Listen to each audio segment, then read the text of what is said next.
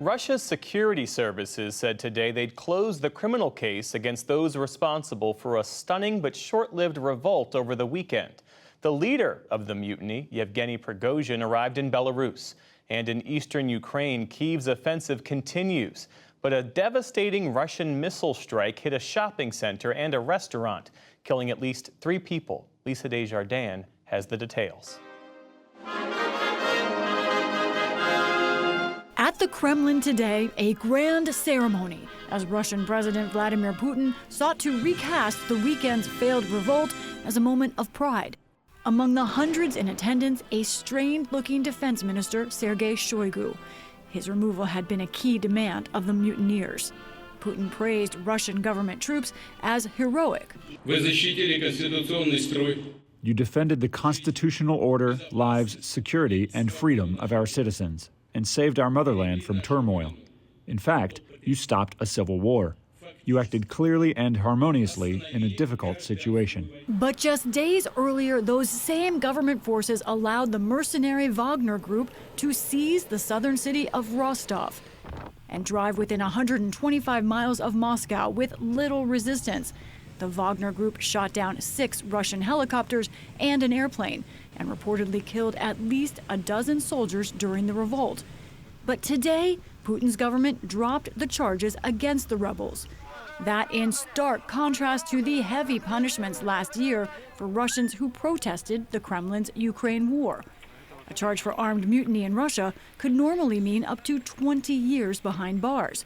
We spoke to journalist Andrei Soldatov about the amnesty for the Wagner Group.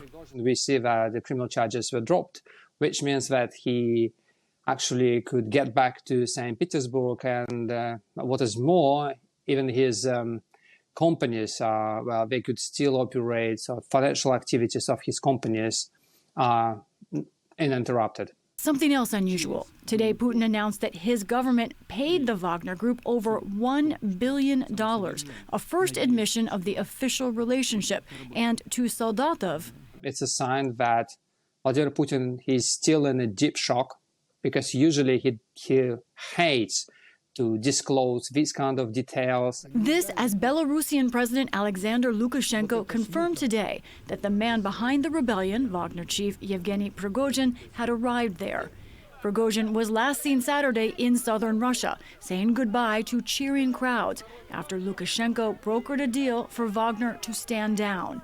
Now the group may be repositioning, with Lukashenko saying Belarus is open to hiring its forces as, he says, instructors.